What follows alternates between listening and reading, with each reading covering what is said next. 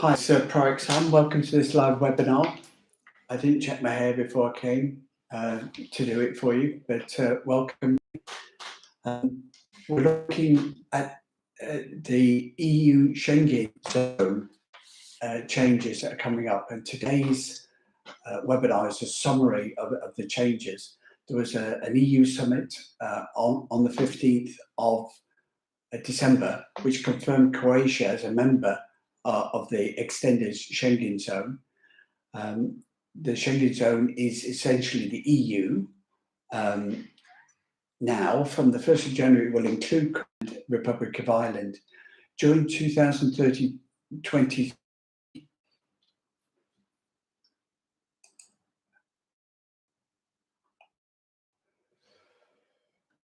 2023, Croatia will join the EU on the 1st of January, and it's possible that Bulgaria, Romania, and Cyprus will join in as well. They've been listed and they're preparing to join, but they're not formally members yet. The only EU country that's not applied to join the Schengen zone is Republic of Ireland. For the foreseeable future. Meanwhile, the Schengen zone is not just the EU. It includes additional countries like Iceland, Liechtenstein, Norway, and Switzerland. And therefore, traveling throughout the Schengen zone includes the EU and those countries as well. So anybody that's a citizen of the EU or those countries can travel around that whole zone.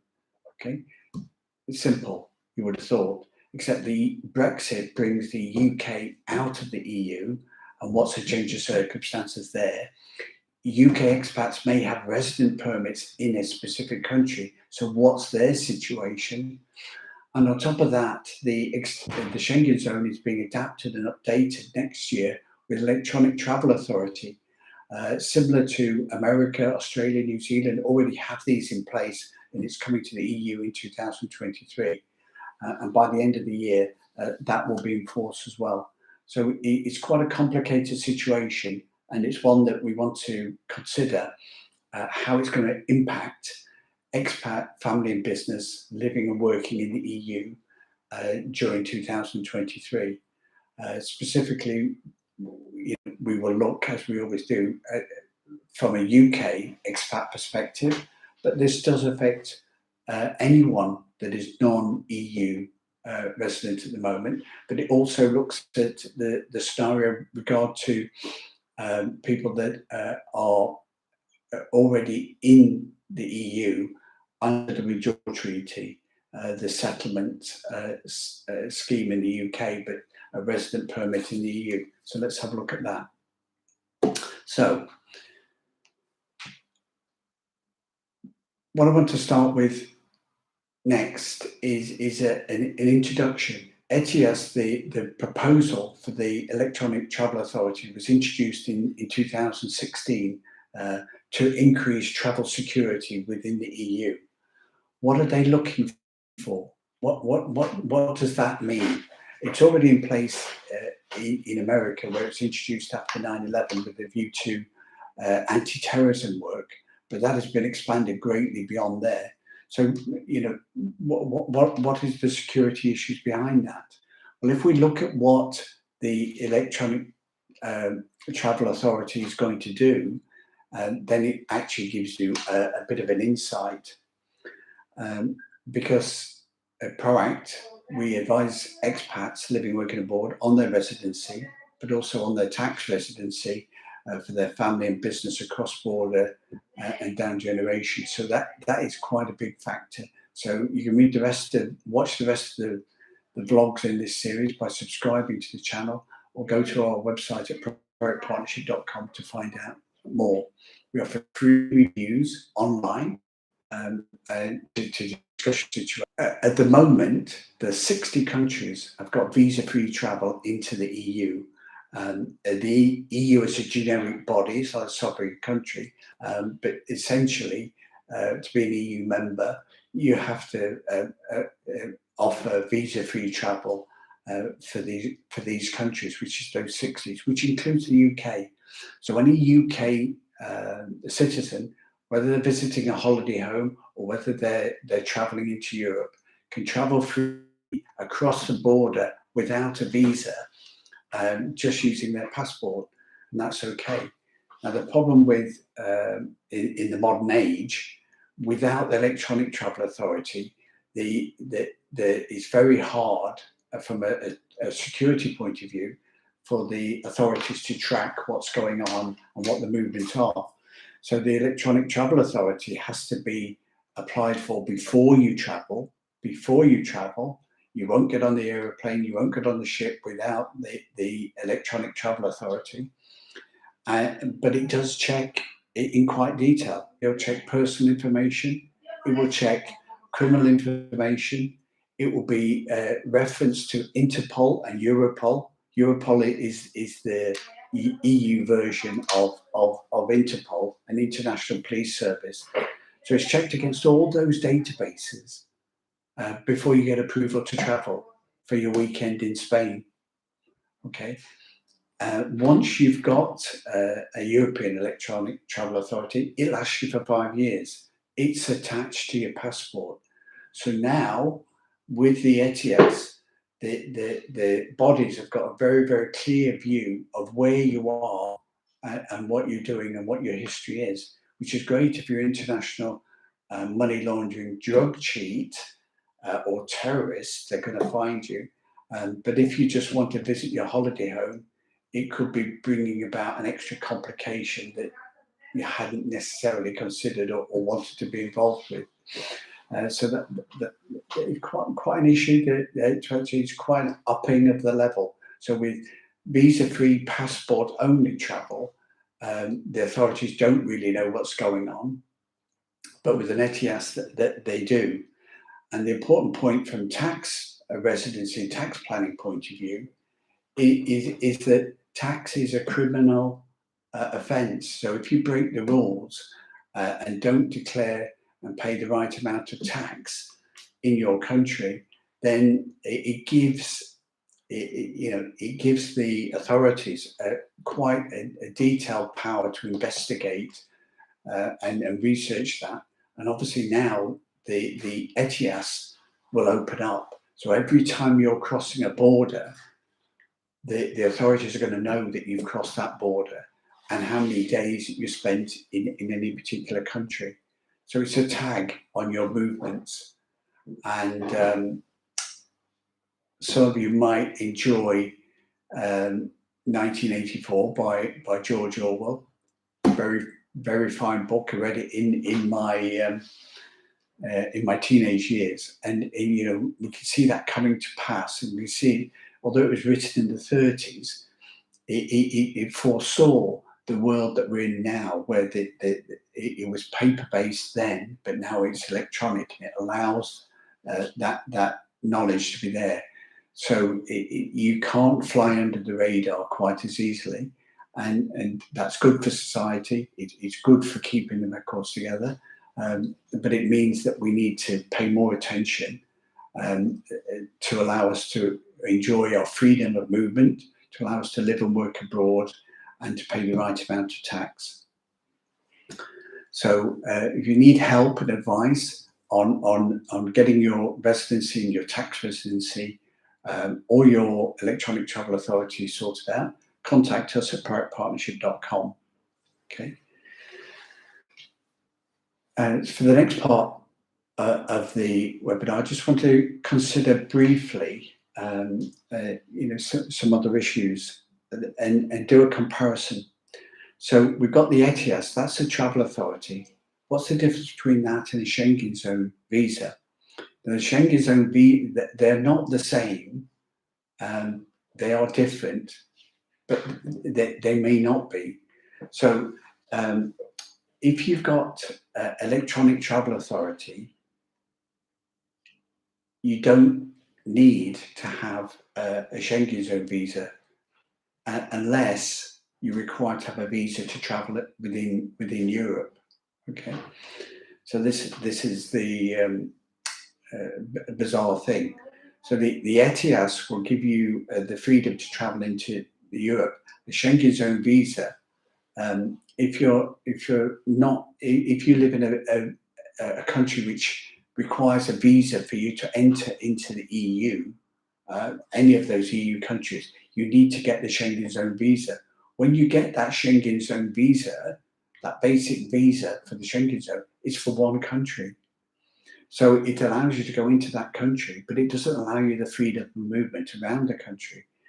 So you could have an ETIAS, and then you don't need the Schengen Zone visa necessarily, because the ETIAS will cover it. But you could have a Schengen Zone visa, but it doesn't give you that freedom of movement around the EU. It allows you to move into one country only. So it's a vital issue, and it's something to consider. The ETIAS allows travel within the EU. The Electronic Travel Authority allows travel within the EU, but not necessarily the Schengen Zone. So if you're a non-EU citizen and you need a visa, the ETIAS won't work in the Schengen Zone. So a passport gets you across a border. So if you've got visa-free travel into that country, then the ETIAS will work with you on the EU. But if you need the visa, the ETIAS won't work in that other country. Have in mind as well, if you're using the Schengen Zone visa, it gives you that restriction on the 90 days in 180. Okay, now that is for a Schengen Zone visa. But the Schengen Zone visa, when it's issued, is specific to a country. So if you do need a Schengen Zone visa to come into the EU, you need one for each country to travel around. So that visa-free travel, it's not, if that's not available to you and you get a Schengen Zone visa, that doesn't give you the freedom of movement around the EU. Now, if you can qualify for the ETIAS, but you still need a Schengen Zone visa, then the two of them can work together. But generally, a Schengen Zone visa doesn't give you that freedom of movement. The ETIAS will, without necessarily applying the Schengen Zone restrictions of 90 days and 180. If looking at it from a different scenario, if you are if you've got a resident permit in the EU under the either pre-Brexit or post-Brexit rules, so under the pre-Brexit rules, you were considered, it gives you the EU citizens' rights. But have in mind that resident permit under pre-Brexit rules, that gives you, it's similar to a Schengen Zone visa, and it gives you the right of residency in that one country. So between the UK and the country of your resident permit, be that Portugal, Spain, or Cyprus, or France, or Norway, or Netherlands, or Germany. So the residency permit, whichever your residency permit is, you've got freedom of movement between that country and the UK, or your other home country. Not freedom of movement within the EU. Now, if you get an ETIAS and you've got freedom of movement, visa-free status, so a British expat with a resident permit in one country, but visa-free travel into others, if they get the ETIAS, they've got the freedom of movement around those other countries without the restriction of the Schengen Zone 90 days in one country. Doesn't mean that they can't go to the other countries and got that freedom of movement. So I hope that shed some light on it. It's a confusing situation that the system is not rolled out yet, and in the remainder of 2023, the things could change before it's fully enforced at the end of in November 2023. There's 3 more EU summits before then, which any final revisions could be made. So have those in mind and do consider them. Okay, stay in touch with our vlogs. and subscribe to our website, emails and blogs at proactpartnership.com. We also offer a retained client service, which can give you ongoing advice and guidance online. You can subscribe to that at proactpartnership.co.uk. So just to summarise for UK expats, if you've got UK expats have got freedom of movement to the EU, they will be required to have an electronic travel authority from 2023, and that will give them freedom of movement throughout the EU and the Schengen zone countries if there is visa-free travel there already for them. So the UK can travel to the Schengen zone countries as well. If a UK is an expat with a resident permit in the EU, in an EU country like Cyprus, they've got freedom of movement between the UK and their resident country where they have their resident permit without Schengen zone restrictions, okay? But they would still effectively need the electronic travel authority to cross the border backwards and forwards. So if you stay in country, you don't need the travel authority. The travel authority gives you the freedom of movement around the EU. If you do need a Schengen zone visa because you're from a non-EU country, then that Schengen zone visa is specific to one country. So if you can get the ETIAS, that gives you a bit more freedom, but you might need a visa, a Schengen zone visa for each country. And there will be people from certain countries where that scenario still applies. Finally, what I would say is that if you need any help and guidance with residency permits and tax residency in the EU, you can contact us at proactpartnership.com, because if you've got property rental, if you're living abroad and you've got income that's being earned overseas, then tax is potentially due. If you're a nomad working in those different countries, tax is potentially due in the country in which you're residing. And so the nomad has to pay some tax somewhere. For more information and guidance, contact us at proactpartnership.com.